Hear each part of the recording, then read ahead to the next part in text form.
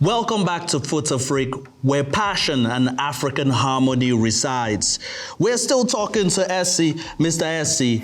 Now, I have to say this, your barber needs to be more original and stop cutting your beard like mine. I look nice, right? Now, let's get into it. Yeah. There's so many South African stars that are doing the business overseas. They're shining on the world stage. Can you give us some of the names that are doing it right now for you? So let me give you a little bit on Elias Mokwana. Before I even touch on Elias Mokwana, let's talk about the two teams that played the Super Cup. We've got Esperance, as Tunis, against Stade Tunis. The two teams have played a record 34 times. You look at that and you look at the number of goals that were scored, it's 107. And out of that 107, as Tunis has scored about 74 goals out of that. And it clearly tells you that they dominate this fixture. And it's something very interesting when I looked at the game, when I looked at Elias Mokwana and how he performed in this game. And when you see that, you then realize that Elias Mokwana is a proper player. He scored, he literally created a goal earlier on. And unfortunately, this was ruled off as an offside. Oh, wow. In the first half. Essie, I have to throw this question at you. Do you think Elias made the right decision leaving the PSL? I mean, if I'm going to earn in dollars, what do you think? So I think he did. Surely it's not all about the money. Obviously, for his career, this was a good move. Yeah, 100%. I mean, if you look at Esperance, where did they finish in the CAF Champions League? They were runners-up to Al Ahly. And that tells you that if a player goes into that region and plays football of the highest state in Africa, we are about to enjoy what he does into the national team. It filters back into the national team. So I don't think he made a bad decision. That was a good decision. I'm loving the fact that South African talents are going overseas and showing the world how good South African football is. Now, my boy Cassius, America didn't love him, but hey, he is back. He's doing his thing. Yeah, look, cash money time, man. That's what they call him here at home. Yes. Didn't have a great time in the US.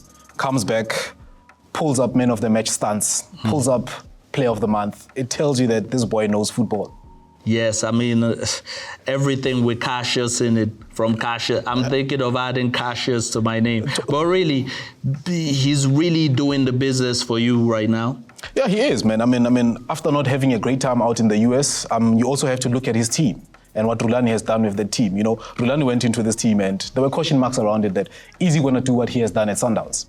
And he came into the team and he said, look, I am going to do what's necessary. And he's doing that. He brought in Lorch right now.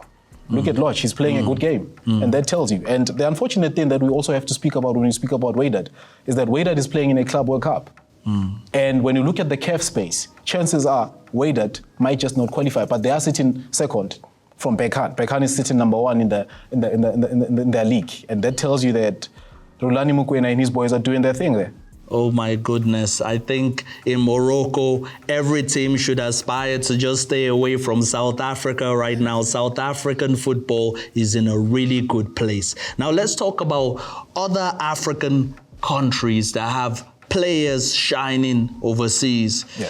In England in particular, who stood out for you there? Look, there's a couple of players that I look out to in England when I look at that league, man. But to be honest with you, you had put me in through a player that I never looked at Brighton. And when you told me this, he was playing his FA game. He played a good game in the FA game. Brighton beat Chelsea, and they moved on into the league, this fixture. He gets to the Premier League, he gets to play Chelsea, big guns. He's not scared to play these guys. Can you tell the continent the name of this player? I'm coming to that part, you know, I'm just trying to build him up. Okay. You look at Yakuba yes. Mente. That's his name, Yakuba Mente. Proper player. Scores 2 goals playing in a wing-back position. There's a few players in the world that can do that, you know. I mean, he's literally giving players that are probably termed the best left-back or right-back in the continent, like your Hakim, a run for their positions. Is he a world-class player for you, or it's too early to tell? No, he's growing into it. Let's not overhype him. He's growing into it. I'm sure you want to know the African diamonds I have for this week. And so many of these African players have been making us so proud on the continent with their goals and assists. These are my African diamonds shining in England this week. Coming in at number 3 this week is our Italian-born Niger boy, Calvin Bassey.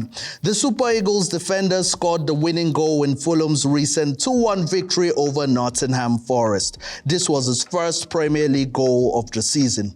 Eric Shell, you did see this correct Niger boy?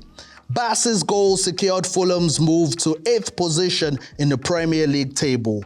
Oh, Shay. Coming in at number 2 is Mohamed Salah, who has been on fire recently. Salah continued his hot scoring streak after converting from the penalty spot to make it 6 goals in 5 league games, and he remains the Premier League's top goal scorer with 24 goals in 26 appearances. Wow! The Egyptian star's Anfield future remains up in the air with only 4.5 months remaining on his contract. If anyone has Ancelot's number out there, on behalf of Fut-Afrique, please phone him to offer our Egyptian king a new contract. At number 1 this week is Salah's countryman, Omar Khalid Mohamed Mamouche. He was on fire for the Light Blues of Manchester against Newcastle. He scored his first goal, first brace, and first hat-trick for Man City.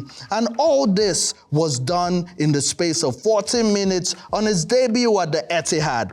The citizens next play Liverpool on Super Sunday, and the likes of Van Dijk and Konate should be worried about this guy. Big wahala deo. Those were my 3 African diamonds for this week. Tell me, do you think I've missed out anyone? Leave your comments in the comment section of the Fut-Afrique channel.